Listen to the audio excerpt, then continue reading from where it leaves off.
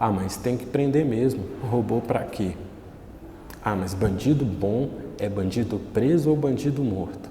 Não gostou? Leva pra casa então, já que não quer que fique preso. Essas e outras frases são muito comuns quando nós vamos falar sobre encarceramento em massa. Mas eu queria um debate mais aberto, um debate sincero sobre o porquê que nós temos a terceira maior população carcerária do mundo e o porquê que as pessoas encarceradas vivem em condições tão desumanas. Eu queria apresentar nesse vídeo um contexto histórico sobre isso, sobre o surgimento do sistema criminal e como que essa forma como surgiu esse sistema de justiça criminal, ela interfere nos dias de hoje.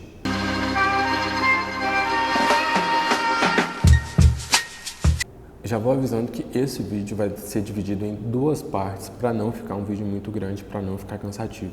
Sejam todos muito bem-vindos. Esse é o Esclarecendo os Fatos, eu sou Rafael Wallace e hoje a gente vai falar sobre encarceramento em massa.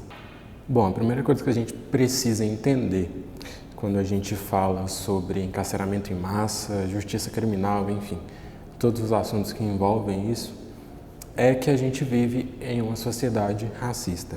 Que racismo é algo real, é algo que a gente vive no nosso dia a dia. Mas o porquê que a gente vive em uma sociedade racista?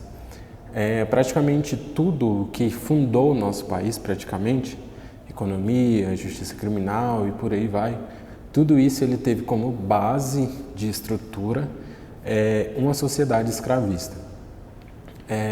Se uma sociedade escravista é a base para se construir todas essas coisas, obviamente o racismo ele vai estar estruturado em todas essas coisas também.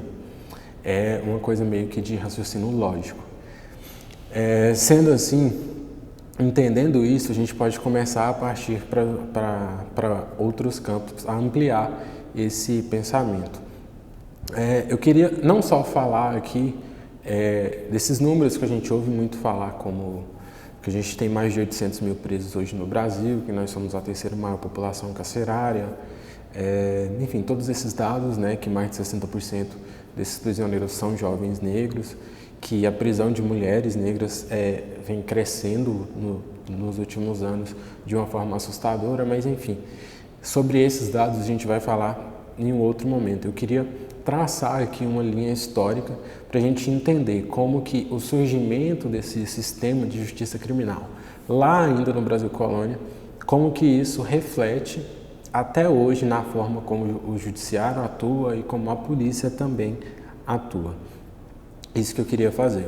Para isso, a gente tem que voltar lá em 1500, onde se existia um sistema criminal e esse sistema ele já tinha esse status de punitivista. E além disso, ele tinha também uma lógica bem estabelecida que era a do direito privado. O que essa lógica determina? A relação ali entre senhor e escravizado. Mas essa relação ela não era de uma forma como se fosse uma relação entre duas pessoas mesmo. Essa relação ela era entre senhor, que era o proprietário, e o escravizado, que era a propriedade. Então, essa propriedade e esse escravizado, ele não era tido como uma pessoa. É por isso que fala-se que nessa época o que tinha como base desse sistema era esse direito privado. Como a gente falou que esse sistema ele tinha como base uma sociedade escravista, de forma natural, algumas punições que eram aplicadas aos escravizados foram também incorporadas a esse sistema criminal. E aí a gente fala de tortura física, psicológica e outros abusos que eram cometidos aí com essas pessoas escravizadas. Então tudo isso passa a incorporar as punições que eram aplicadas no sistema criminal. Esse modus operandi, por assim dizer, dessa forma, ele dura aí durante uns 300 anos, mais ou menos. A gente tem até a primeira década de 1800, onde começa a mudar algumas coisas. Essa diferenciação que era feita entre escravizado e livres, ele ela se dava não só na sentença que uma pessoa podia receber, mas também na forma como essa sentença seria aplicada. O que eu quero dizer com isso? Suponhamos que uma pessoa livre e uma pessoa escravizada recebia uma sentença de morte. Essa pessoa livre, ela teria a morte através do machado e a pessoa escravizada pela corda, pelo enforcamento. Tá, não parece muita vantagem, né? Mas a morte pelo machado, ela era tida como uma forma mais digna de morrer. E a morte por enforcamento era uma morte desonrosa.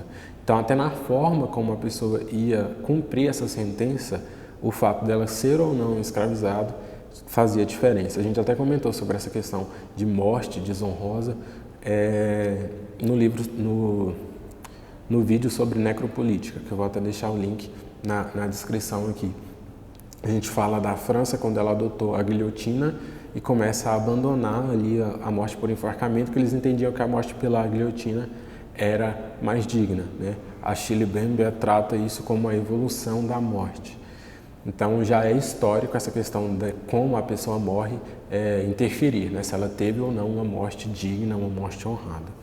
Se a gente caminhar mais um pouquinho nessa linha do tempo e chegar aí aos anos de 1820, a gente tem um cenário ali onde várias rebeliões, organizações de resistência, né, nos quilombos, já tinham ali uma forma mais atuante, né? E também parte da elite já começava a ter pensamento de independência. Então, nesse cenário, a gente tem aí a formação do que nós entendemos como justiça criminal. O fato de se ter uma justiça criminal não significa que era exatamente justa, né? Já que nós estamos falando de 1820, a gente ainda tinha uma sociedade escravista. Então, mesmo com as modificações, algumas coisas se manteve. Como, por exemplo, o fato dessa relação entre senhor e escravizado ainda ser uma relação de proprietário e propriedade. O que muda um pouco aí é a atuação do Estado. Como eu falei que parte da elite ela já começava a ter pensamento de independência, isso fez com que o Estado enxergasse a obrigação de se aproximar dessa elite, né? Como que o Estado faz isso? A partir dessa justiça criminal, o Estado ele já não tem mais o interesse de prender ou de encarcerar esses escravizados. O que ele fazia? Ele pegava o escravizado, aplicava uma punição física e aí devolvia para o senhor. Por quê? Qualquer intervenção que o Estado fizesse ali com o escravizado, qualquer coisa que ele fizesse era tido não como uma ação do Estado para uma pessoa, mas como do Estado para uma propriedade privada. Então essa era uma tentativa do Estado de tentar se aproximar dessa elite branca escravista. Durante essa história a gente vai perceber várias evoluções, por assim dizer, nesse sistema criminal, né? nesse sistema de justiça criminal. E sempre vai ter alguma coisa por trás. Aqui a gente viu que é o Estado tentando se aproximar e esse desenvolvimento buscou o interesse do próprio Estado. Então, todas as revoluções que se tem nesse sistema tem alguma coisa por trás que a gente vai poder analisar. Nesse caso, a gente consegue perceber claramente um contexto para criminalizar um determinado grupo de pessoas. E esse determinado grupo de pessoas eram os negros, eram os escravizados. Uma prova disso é que até mesmo se o escravo tentasse fugir para ganhar a sua liberdade, era tido como um crime, né? A gente não consegue ter exatamente o número de presos da época por uma questão de ausência de documento, mas a gente consegue analisar com os poucos documentos que tem que poucos ou quase nenhum dos escravizados conseguiam ter, por exemplo, sua pena perdoada, o que acontecia com alguma frequência quando se tratava de pessoas livres. Daí a gente continua falando de algumas outras revoluções que tiveram no sistema criminal. Em 1841, por exemplo, a gente tem a instituição da polícia diretamente ligada ao poder executivo, por exemplo. Essa foi uma das mudanças. Além disso, a averiguação de culpa, que antes era da figura de um juiz de paz, ela passa a ser função aí do delegado. Mais tarde, um pouco em 1871, mesmo ano em que se tem a lei do ventre livre, se dá mais autoridade a polícia, né, como por exemplo a averiguação de culpa em caso de crimes pequenos. E essa questão de dar mais autoridade à polícia, a gente vai ver como que isso influencia também no modo como a polícia age hoje e influencia diretamente no número de pessoas encarceradas que a gente tem. A gente vai falar disso mais para frente. O que é bem claro da gente perceber aqui é que à medida que a gente se aproxima de uma abolição, vai se dando mais autoridade à polícia. Isso não é à toa. Nessa época já tinha uma pressão muito grande para que o Brasil abolisse a escravidão, tanto a pressão dos movimentos de resistência, como eu falei, né, dos quilombos, enfim, mas também de outros países, óbvio, também com interesses econômicos por trás. Aumentar a autoridade da polícia influenciava também na forma como essa polícia agia. A polícia começava a agir de uma forma mais arbitrária, a vigilância em cima de pessoas negras escravizadas começava a ser maior, né? A hierarquização de raça na ação da polícia ficava bem evidente. Então, todas essas ações vêm como uma forma de controle das pessoas negras escravizadas. E isso, obviamente, também não é à toa. Como o número da população negra escravizada era consideravelmente maior do que a elite branca escravista, a única forma de garantir a proteção dessas pessoas brancas era exatamente essa ação arbitrária da polícia. Porque se a população era bem maior e tem uma abolição e você passa a ter um número enorme de pessoas negras libertas, isso poderia causar vários transtornos para essa elite branca que durante tanto tempo escravizou esse povo. Então essa ação da polícia, ela vem exatamente para isso. A polícia, ela surge como uma instituição para proteger pessoas brancas de nós e não como esse sentido de igualdade que a gente é levado a acreditar há tanto tempo aqui no Brasil.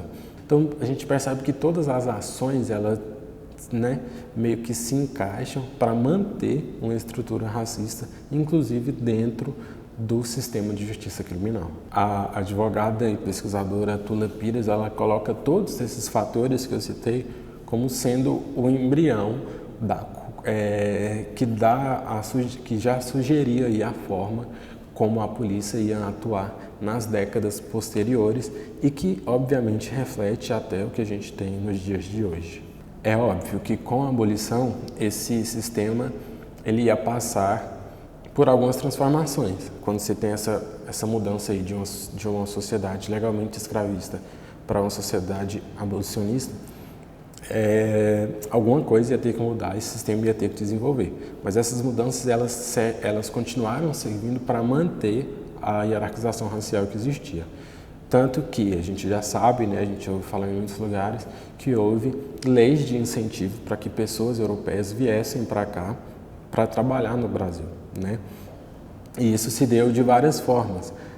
Haviam cotas de créditos para abrir para essas pessoas, cotas de terras para elas trabalharem, cultivarem, enfim, e cotas de passagens também para trazer essas pessoas para cá.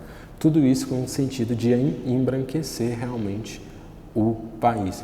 Eu gosto de usar essa palavra cotas, que é para a gente perceber como a discussão que a gente tem hoje sobre cotas, por exemplo, se dá não porque cotas são um problema, mas porque cotas para pessoas negras são um problema, né? Já que os brancos foram os primeiros cotistas a chegar aqui no Brasil.